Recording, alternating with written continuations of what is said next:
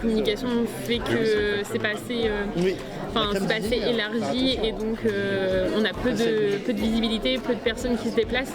Après, c'est vrai que c'est la deuxième année qu'on fait le job dating ici à Saint-Jean-de-Lez et ça brasse quand même beaucoup de candidats.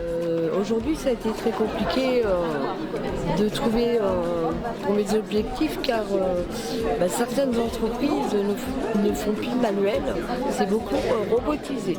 Et du coup, vu mon âge, je me vois pas bien commencer à me refaire une formation pour être conducteur de ligne ou quoi que ce soit. Il faut être à l'aise quand même pour trouver les bons arguments et puis être sûr vraiment du poste qu'on recherche. Les entreprises et ceux qui recrutent mettent les gens très très très à l'aise. Donc même si c'est un petit jeune qui vient, je pense qu'il va être mis.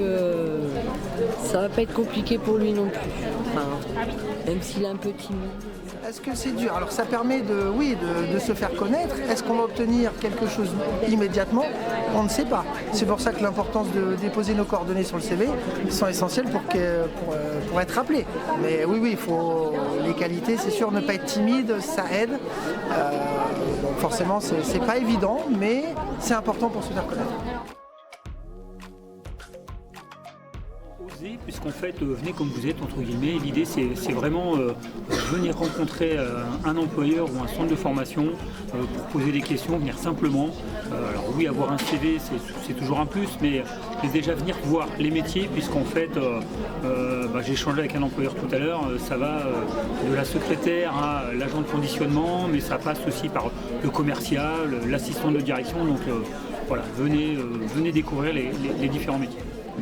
Alors je sais que c'est un pas à franchir, c'est pas donné à tout le monde de venir auprès de professionnels se faire connaître, mais le fait de dire bonjour et de déposer un CV sans argumenter, ça peut laisser une chance, pourquoi pas, d'être contacté. Alors sincèrement, il faut venir sans a priori, ce ne sera pas du temps perdu. Peut-être que vous ne trouverez pas votre chaussure à votre pied, mais en tout cas, toutes les informations que vous allez prendre en job dating seront utiles. Et vous pouvez également, bien sûr, découvrir quels sont les recrutements en cours au sein des entreprises. Peut-être même avoir des idées sur l'avenir, parce qu'on peut avoir des offres en cours, mais peut-être d'autres offres à venir. Et aussi, il peut y avoir des profils qui intéressent l'entreprise sans qu'on ait diffusé une offre à proprement dit. Et donc, ça peut être une belle rencontre et une belle opportunité de venir découvrir un job dating. En tout cas, ce n'est que quelques heures passées. Donc sincèrement, il y a aussi bien pour l'entreprise que pour le candidat, c'est toujours un temps gagné et un moment d'échange qui est important et convivial et utile pour la suite.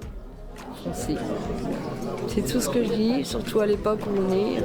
Du travail, il faut travailler parce que la conjoncture actuelle est tellement compliquée que si j'avais su bien avant, je pense que j'aurais fait peut-être plus de formation pour pouvoir avoir encore plus de compétences. Loin de là, je suis courageuse et tout, mais ça devient plus compliqué quand on arrive à un certain âge. Je pense que ce qui est super quand on vient dans un job dating, c'est qu'on est là, on va rencontrer un tas d'acteurs différents, que ce soit des organismes de formation, des entreprises de travail temporaire ou des entreprises comme nous. Et c'est vraiment l'endroit où on aura le plus de possibilités de découvrir de métiers et d'échanger avec des professionnels pour aussi affiner notre choix et travailler sur notre insertion. Et en fait, les personnes qui sont présentes, qui sont là pour vous accueillir, elles sont hyper ouvertes à la discussion et elles sont là pour échanger avec vous. Donc, faut vraiment pas hésiter à venir.